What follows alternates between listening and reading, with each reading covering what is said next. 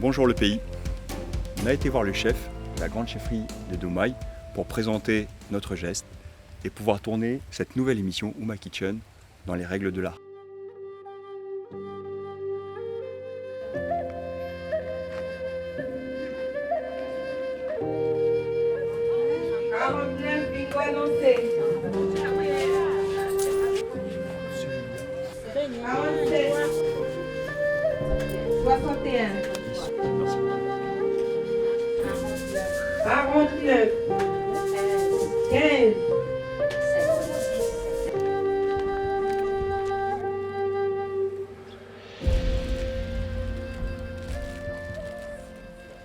On n'est pas bien là, j'ai l'impression d'être à la maison. Ça me rappelle mon enfance à Tahiti. Le lagon, sable blanc. Je pense que vous avez deviné où je suis.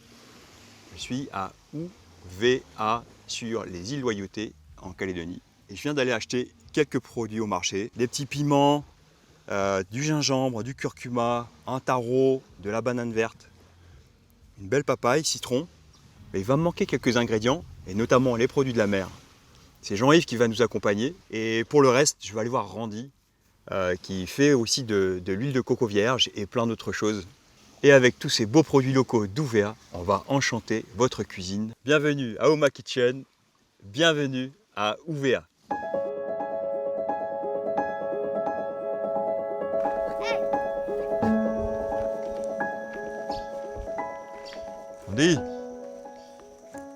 Randy, il y a ton cochon là.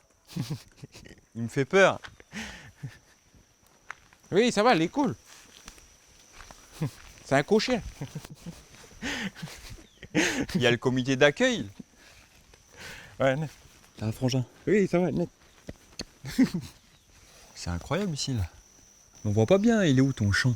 Tu fais. Mais... Tu me montres? Oui, allez, on y va. On va aller faire un tour en bas. Je vais te planter comme ça, là. Toi, tu es spécialisé en agroforesterie? Oui. On dirait un sanglier le machin. Il y a des bananiers, je plante exprès pour aller. C'est ce qui pousse les bananiers qu'on en voit partout au bord des routes. Là. Ouais, Randy, tu m'expliques que tu travailles avec le soleil et l'ombre des arbres. Oui. Pour planter entre les lignes. J'ai fait une ligne d'arbres nord-sud. Entre mes lignes d'arbres, je laisse au moins 5-6 mètres. Et puis c'est là après que je viens mettre mes légumes. En disposant comme ça mes arbres, on va moins gaspiller l'eau. Il y aura toujours un côté ambré dans la surface de culture. Ouvert, il y a du soleil. Il y a du soleil, ça, il y a ici pas ça beaucoup chauffe. d'eau. Il n'y a pas beaucoup d'eau. Donc là, ici, toi, tu arrives à travailler avec le vivant, avec la matière organique. Après, dans mes lignes d'arbres, voilà, j'ai des bananiers, des papayers, là j'ai des machins, du gléricidia, tout ça. Ah oui. Ça enrichit le sol. Mais moi, nous, on a toujours ce truc de planter de la vanille. Avec la vanille, ben, ça limite aussi la propagation des escargots, tout ça. Ah, t'as remarqué ça? Ah ouais, ben ça, c'est ici à la maison, on n'a pas d'escargots. C'est incroyable ce que tu dis là. Ouais. Mais Bah, voilà, tu vois, c'est pas conventionnel la Mm. façon de travailler. Hein. Euh, Ça, c'est l'agroforesterie. Ouais, pour moi, c'est ça. Hein. Imiter la forêt. Hein. La forêt, il n'y a pas qu'une seule espèce d'arbre, c'est mélangé. Et après, tu as cette partie là, le champ, et puis là, tes poulaillers. Là, c'est mon poulailler. Là, j'ai mes œufs, je fume mon fumier aussi pour mettre dans mon jardin. Ouais, c'est tout un équilibre. Enfin, un petit circuit fermé. En fait, enfin, excuse-moi de parler comme ça, mais on dirait que c'est le bordel organisé. Ouais, pour les gens qui... Si tu ne connais pas, ben, tu vas voir, c'est le bordel. Mais moi, je me retrouve. Je sais, ça où mes surfaces de culture, tout ça. Toi. Tu disais que les bananiers, ça, c'était comme... ça retenait l'eau, c'est ça? Ouais. Un peu comme un petit climatiseur naturel. Il rafraîchit l'air. Hein. Tu dois venir faire des siestes ici. Ouais, non, là, ça... Des fois, ta femme, elle te cherche, mais Non, t'es là en train de dormir. Oui, ça, c'est les quoi, moi, que je... Randy, c'est quoi cette histoire là? Ça, Je suis en plein milieu d'un champ ici à Uvea et puis je vois un tas de trucs électriques là. Ça, c'est ce qu'on appelle les centres d'humidité dans le sol. Il y a un qui prend à 20 cm de profondeur, l'autre à 30 et puis celui-là à 40. Il mesure le taux d'humidité dans le sol pour éviter d'arroser bêtement. Quoi. Ouais, tu peux arroser intelligemment. Ah, c'est ça.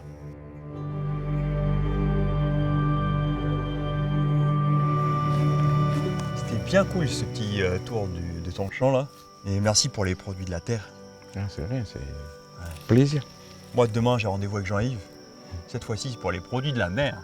En tout cas j'ai vraiment adoré me promener dans ton champ et puis comprendre un peu mieux comment ça fonctionne l'agroforesterie et puis comment surtout tu gères la ressource en eau, tu vois. Ici à Ouvert où il fait beau, il fait un peu sec. Et ben on voit qu'il y a des solutions, tu vois. Oui. Voilà. Merci aussi. Merci pour le... Et voilà, n'oublie pas ça là. Ben là... Merci. De rien.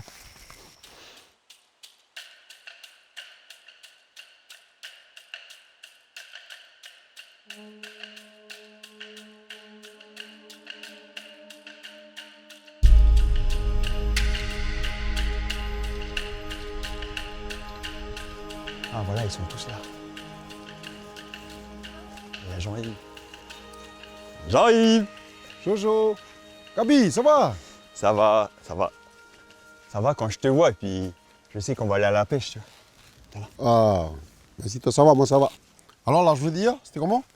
C'était bien, on a récolté les produits avec Randy D'accord, et puis on a pris des produits au marché là. Il manque plus que le poisson, tu vois. c'était bien. Ah, le marché, c'était à Carrefour, ça, hein? Oui, Je suppose, ah oui. mais j'ai l'impression que là, il y a de quoi faire aussi. Bah là, il y a c'est le frangin, Charlie, là, préparé avec l'équipe, là. Je lui ai demandé qu'on t'emmène un peu pour chercher les produits dans notre beau lagon. Comme ça, tu vas faire fusionner tout ça pour ta recette, comme ça. Ben, ça va mettre encore en lumière les petits produits de chez nous, quoi. Ok. Produits de la terre avec Randy hier, et puis ben là, on va aller chercher de quoi faire dans le beau lagon d'ouvert. Allez, Il on reste se des met graines ou quoi, hein? cuisine fusion. Cuisine fusion, on y va.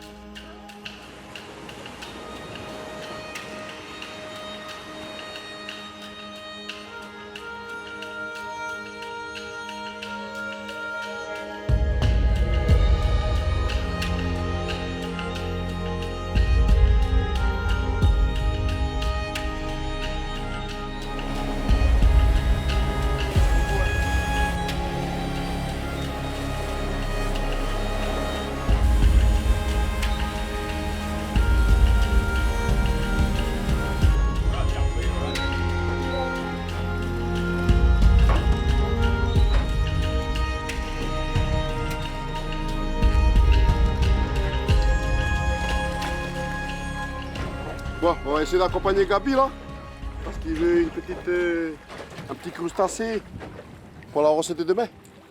Hop!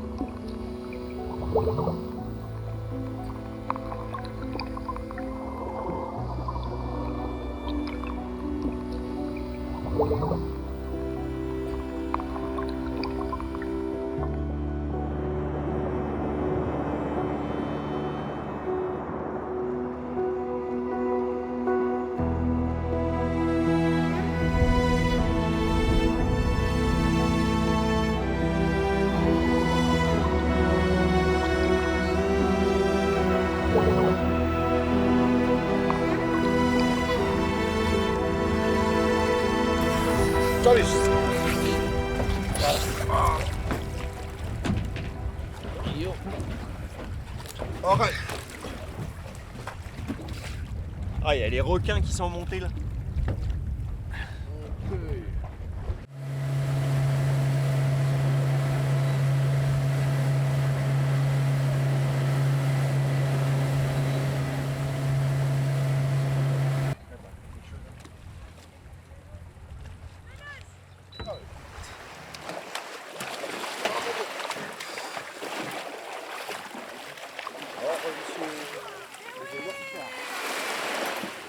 a assez là, non? Oui, c'est bon pour la petite recette. Là, vieux. Incroyable.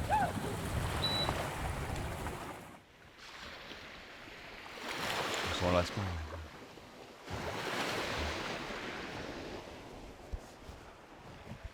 C'est vraiment magnifique. Mais je suis trop content de vous accueillir ici à la tribu de Mouly, chez Charlie, au gîte Moaguet. Il nous a emmenés hier à la chasse, pêcher dans son jardin lagonaire. Et moi, j'ai trop envie de lui faire plaisir en cuisinant tous ces beaux produits qu'on a récoltés ici à Auberge.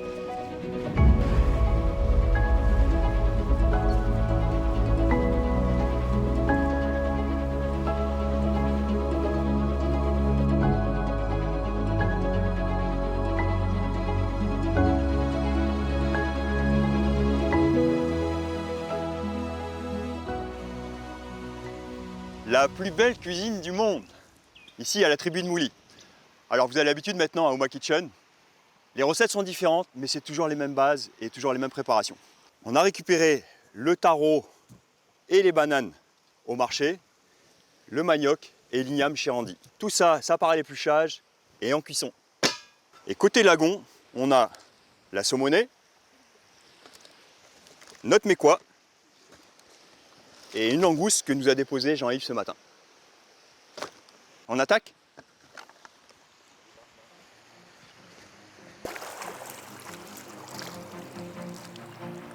Il n'est pas frais mon poisson.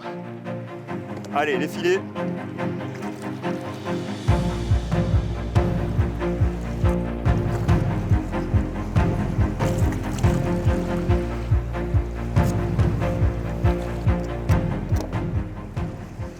Voilà, le mécois, la saumonée. On voit que la saumonée, elle est plus grasse. Je pense que ça va partir en cuisson, ça. Laqué sur un barbecue, je pense que c'est pas mal. Et ça, vous voyez, le mécois, c'est vraiment, pour moi, un mode cru, sashimi, peut-être ceviche. Voilà, j'ai les recettes qui commencent à apparaître. Je vais finir de fileter le poisson, je prépare la langouste. Alors plutôt que de cuire la langouste en entier, je vais la préparer et je vais sortir la queue et le reste, la carcasse, les antennes, les pattes, les coffres, ça va partir en cuisson et on va la dépioter. C'est une meilleure utilisation de la ressource parce qu'on va vraiment utiliser tout l'animal. Je commence par sortir toutes les pattes. Ensuite, je vais sortir la queue. Donc un coup de couteau là, ici, et surtout là. Attention à ne pas vous couper. Ok. Là, je sors la queue et ça vient tout seul. Regardez, il y a le corail. Et ça, on va pouvoir aussi le récupérer pour faire des sauces cuites dans une mayonnaise. C'est extraordinaire. Là. Et là, j'appuie. Et ensuite, ici, là, vous voyez, je casse la charnière. Et après, ici aussi. Là. Ça saute. Il y a beaucoup de chair dedans. Je peux sortir le coffre, la carapace, comme les crabes et les langoustes. Donc je peux appuyer ici. Voilà. Et ensuite, je sors. Okay. Si vous sentez que ça résiste, là, vous repartez par en haut, ici. Là. Ok. Donc là, je peux ouvrir le coffre. Ouais.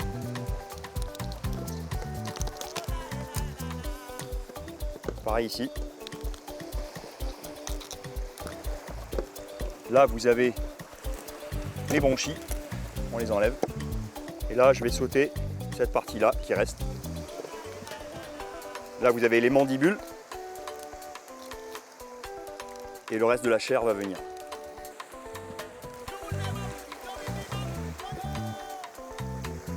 La queue, c'est là où il y a le plus de chair. Souvent, voilà, c'est la partie qu'on consomme. Soit vous venez par l'intérieur, ce qui est quand même un peu plus simple.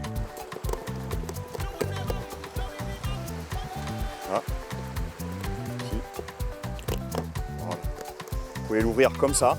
Et si elle est vraiment trop dure, vous repartez par l'autre côté.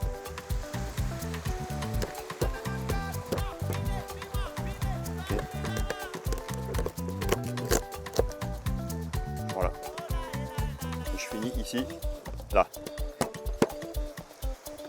Regardez, j'ouvre. Et là, je viens sortir le boyau. C'est important parce que là-dedans, il y a beaucoup de sable. Et vous avez votre queue de langouste que vous pouvez faire griller comme ça directement. Okay, ou au four, comme ça.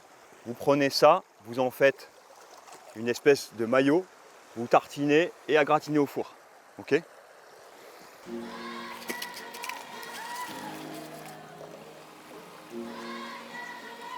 Regardez, je mets quoi? La langouste. On va tenter un ceviche. Langouste mecquois. La langouste, ça coûte cher. Le mecquois, un peu moins. Oh là là, je peux pas résister là. Le mecquois.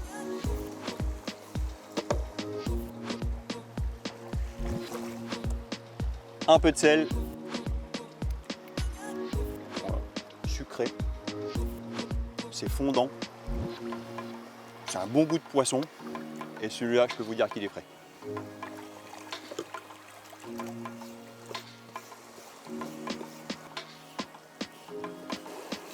Allez, la langouste.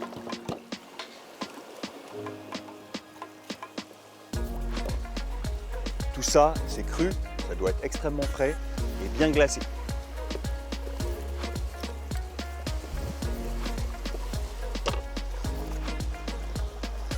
Mais quoi, langouste? 2 tiers, 1 tiers. Ok. Tout de suite au frais, bien glacé, dans la glacière.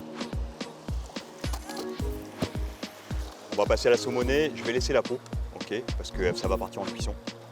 Et je vais juste enlever les épines du milieu. Les pics japonais.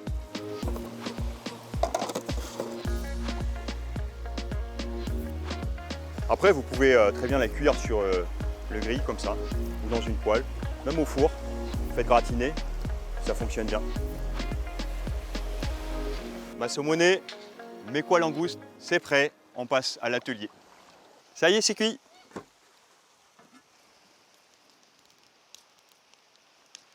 Là, on a de l'énergie, on a de l'amidon qui est cuit, les tubercules et les bananes vertes. Ça, je vais le transformer en une pâte.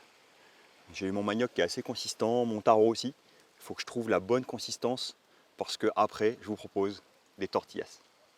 Je vais laisser refroidir. Et quand ça sera un peu tiède, je vais commencer à le malaxer. Si vous avez un robot coupe ou un blender, c'est plus simple, mais là je vais le faire à la main. Je finis de râper le manioc. Voilà. Donc là, ça commence à en faire une pâte. Vous voyez déjà, ça commence à se tenir. Là, j'ai une pâte qui apparaît et c'est ce que je cherche. Là, elle n'est pas encore assez homogène, donc il faut que je la travaille. Vous voyez, là, elle commence à se tenir. S'il y a des petits morceaux dedans, c'est pas très grave. Au final, des tortillas, c'est fait à base de maïs, okay, d'amidon de maïs en quelque sorte. Et nous, on le fait à base de manioc, de tubercules tropicaux. J'écrase le taro à l'intérieur. Okay. Donc vous voyez, ça commence à se tenir. Voilà. Donc là, en refroidissant, la pâte elle va prendre. C'est mieux de faire le pétrissage quand elle est tiède encore. Hein. Voilà. On va laisser refroidir à peu près une dizaine de minutes, le temps que l'amidon il se coagule bien.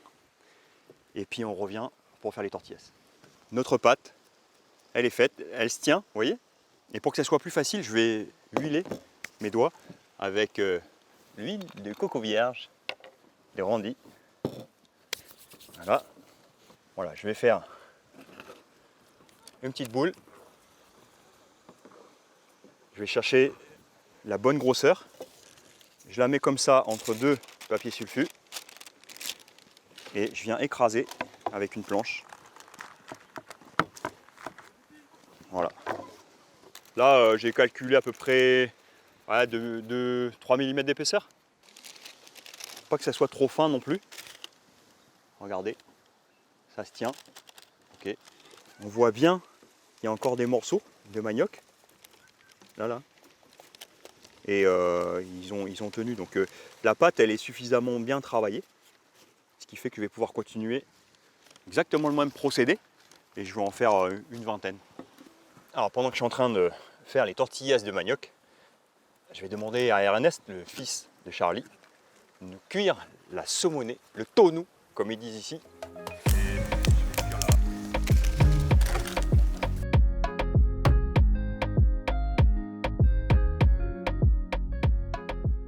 J'ai fini les tortillas, je les ai mis entre des papiers sulfurisés, huilés. Et là, le poisson, il est en train de cuire, c'est Ernest qui s'en occupe. Je lui prépare une petite sauce pour badigeonner tout ça. Des épices, du sel, un peu du citron, de l'huile d'olive. Voilà. Ma petite sweet chili sauce magique. Les piments du marché, un peu de citronnelle. Regardez, la vanille de chez Andy. J'avais quelques pots de mandarine, feuilles de kambawa. Et dedans, on a du sucre, du citron et du sel. Ça a été épaissi avec de la maïzena. Okay. Un petit peu de gingembre. J'en rajoute dans ma marinade. Ça va caraméliser gentiment. Une petite branche de romarin en guise de pinceau. Et le tour est joué. Allez, à toi Ernest. Là, je te montre, tu fais comme ça. Là. Un peu comme ça. Voilà. C'est bon? Bon, moi, je vais aller préparer le ceviche, langouste et le mekwa. Voilà, tous ceux qui pensent que dans les restaurants, partout dans le monde, l'alimentation, ça tombe du ciel et que la soupe, elle vient tout seule à la bouche, et bien, vous voyez dans ces émissions, vous voyez, à partir du producteur, du marché, de la pêche, ainsi de suite, que pour faire à manger, et ben, il y a des gens derrière. Et c'est un peu ça qu'on veut mettre en avant sur Oma Kitchen. C'est tout ce travail, toutes ces personnes qui alimentent un pays pour qu'on soit fort, qu'on soit beau, qu'on soit rayonnant et qu'on ait plein d'énergie pour toutes les tâches qu'on a à accomplir. Alors, dans le ceviche, je vais mettre un peu d'oignon vert. Au final, c'est un petit peu comme une salade de poisson cru. Ça, c'est de la pomme citrouille râpée. Je vais acidifier avec du citron. Je vais mettre un peu de sel, de l'huile d'olive. Et puis voilà.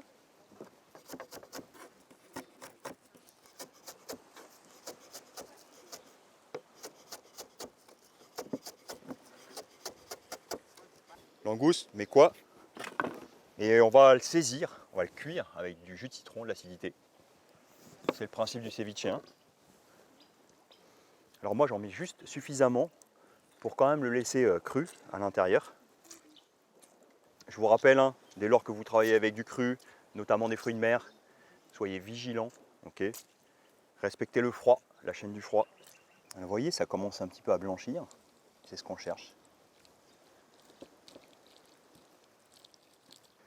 Maintenant, je peux mélanger l'ensemble. La langouste, c'est tellement puissant qu'il n'y a pas besoin d'en mettre beaucoup. Finalement, ça agit comme un assaisonnement.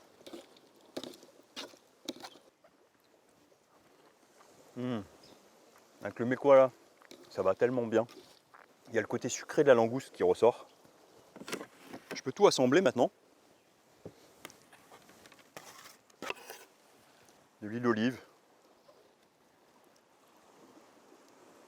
Je vais laisser ça comme ça, et puis on va le mélanger au dernier moment.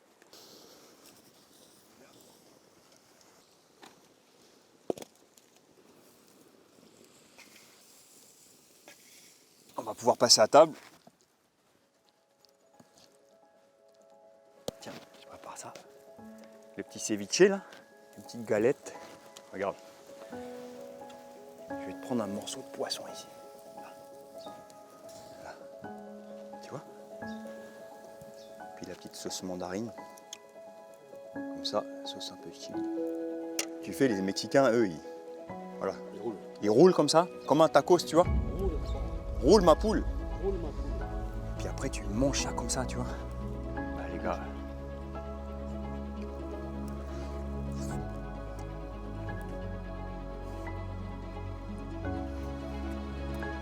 Et après.